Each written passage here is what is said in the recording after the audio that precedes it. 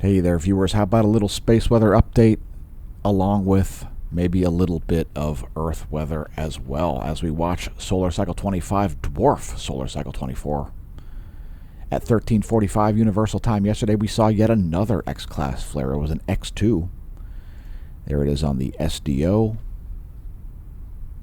Oh yeah.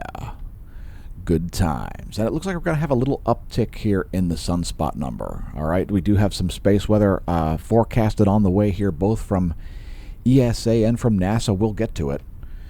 Although ESA's forecast is for a little bit more of an extreme impact than I'm sorry, not NASA, NOAA. NOAA's forecast is looking a lot more insignificant, I'll say.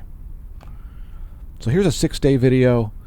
There we've put together the SDO 193 angstroms 60-minute running difference along with the 304 angstroms ionized helium wavelength and your coronagraph, the LASCO C2. And there have been some CMEs. Expect more to come here. Here we've zoomed out, dropped the difference imagery, and added the LASCO C3 coronagraph. Yeah, expect some more CMEs, likely, because we've got major filaments, which we'll cover here momentarily. So here's that same period of time. That's a 6-day, 30 FPS video, 94 angstroms, SDO, the Solar Dynamics Observatory. You'll see that X-class flare right toward the end of that little clip.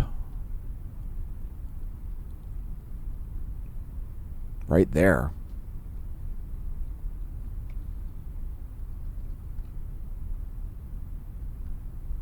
And let's talk some space weather stats real quick here. Some space weather stats. And by the way, thanks for tuning into the Smash News Network, least busted name in news.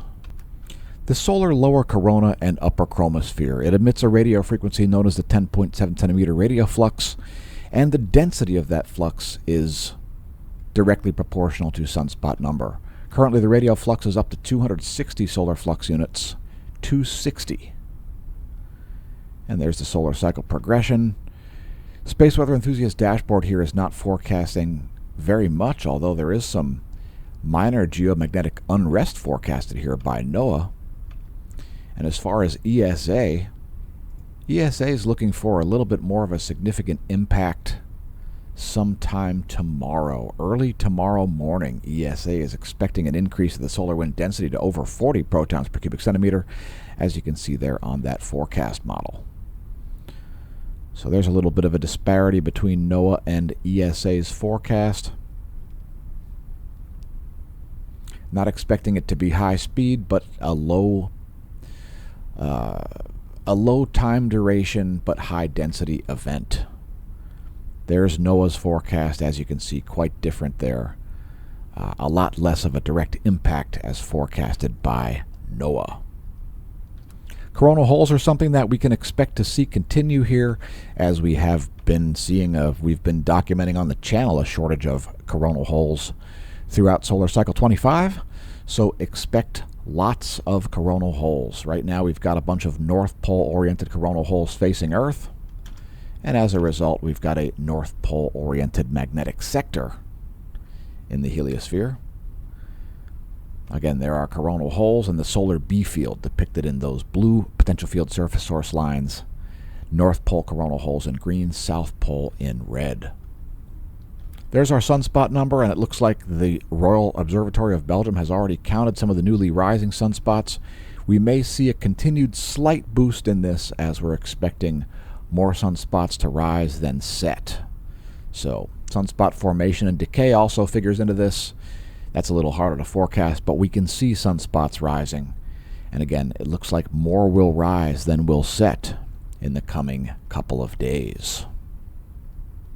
There's the X-ray environment over the past 3 days, and yeah, like I said, there was an X2 flare yesterday around 13:40 Universal Time. We'll show some more footage of that here toward the end of the video before we show a little bit of meteorology stuff. Also, a series of M-class flares kicked off just this morning. While it isn't space weather, some people think it is space weather. The locations of planets, folks, is not space weather. But we show it anyway because, hey, people want to know how things are oriented in the solar system. So there you have the position of the planets. Here's your 1 week forecast. Those glowing purple auras around those planets simply means that they are in retrograde motion, meaning they are moving in the opposite direction to the background stars. If you're up pre-dawn in the northern hemisphere, you may see Mars near the zenith of your ecliptic. Here's a star chart of what's going on over our head. We're located in Lehigh Valley, Pennsylvania, the cycling mecca, and the location of our UCI trade team, the Velo Shop. TheVeloShop.net, by the way, for all your cycling needs. Astronomy photo of the day is ARP227 and NGC 470. NGC 467 in the lower right, actually. These are believed to be galaxies that are in the process of merging. That's ARP 447 down there. Let's zoom back out. There you go. That's our astronomy photo of the day, apod.nasa.gov, if you'd like to make that your desktop image. Now, when I said CMEs are likely, it's mainly because of that. Look at all those filaments. You see all those dark absorption features there, folks? Those are indeed... Oh, wait a minute. Let me get a more up-to-date image. There we go. That'll work fine. Cerro Tololo, Chile, showing lots of large filaments. So we do have active sunspots here right in the Earth-facing portion of the solar disk. Fingers crossed for some space weather on the way soon. We show the grayscale as well because it does show prominences. That's the same feature, folks. It's simply when one of those filaments is hanging off the edge of the solar disk. Again, likelihood of large solar flares and coronal mass ejections very high right now. And fortunately, they're facing Earth. So again, fingers crossed for some space weather. If you're spooked of space weather, sorry about that. Space weather, not spooky. Not going to kill you, and not going to end civilization. Here's the latest from the GO 16 SUVi.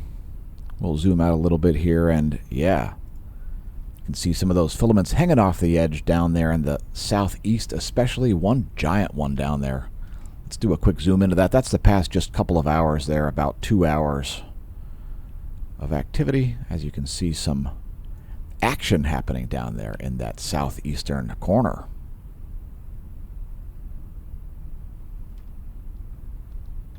As you can see here, we've got some more active regions and indeed sunspots rising there in the east. And again, it looks like more are rising than are setting. That's always a boom for space weather. So,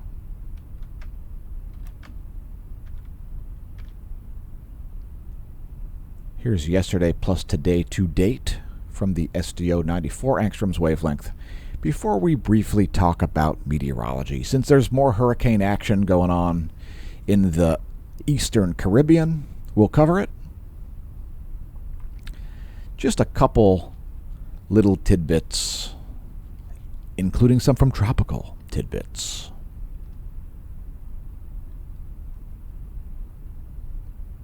But there you can see that X2 class solar flare at about 1340 Universal Time yesterday. By the way, if you're new to the channel, don't forget to press the subscribe button to receive the world's most comprehensive spaly days weather, the most comprehensive space weather content. And thanks to everybody who has subscribed. Congratulations on realizing that the channel exists. So here's a little weather stuff coming at you real quick. And yeah, a hurricane is currently north of Cuba. There it is in the shortwave radiation map. It's too dark for the visible satellite, so we're showing that. The shortwave radiation, part of the NASA GOES Interactive Weather Satellite Suite. So the pressure isn't so low right there at the center of that hurricane, but it's going to strengthen and head west and then turn to the north, according to the GFS model. This has created a bunch of warnings. And by the way, look at that winter weather there in Colorado and New Mexico. some early snowfall happening there in the southern Rockies. So here's the GFS 72-hour model. Again, that storm expected to go west and then make a 90-degree turn and it weaken significantly before smashing directly into New Orleans. So it's going to certainly create some moist conditions there. Moist conditions coming to New Orleans, indeed. There's a current radar map. We'll also show a quick view of the shortwave radiation there. There you go. And when that's not enough info, the water vapor will deliver you. Of course, that shows the dry air and the moist air. You can see there is some entraining there of dry air around that hurricane. So it's not super organized. It's going to strengthen and then rapidly weaken and then crash into New Orleans. Anyway, thanks for tuning in to the source for space weather content, the Smash News Network. And by the way, we'll be covering whatever we want. So let's close out with, how about back to that 131 angstroms wavelength? That's a pretty good one. Anyway, thanks for tuning in. Congratulations once again on realizing the channel exists. We'll see you soon here at the Smash News Network, least busted name of news. I've been your host, Dan, a.k.a. Smash-O-Mash, signing off.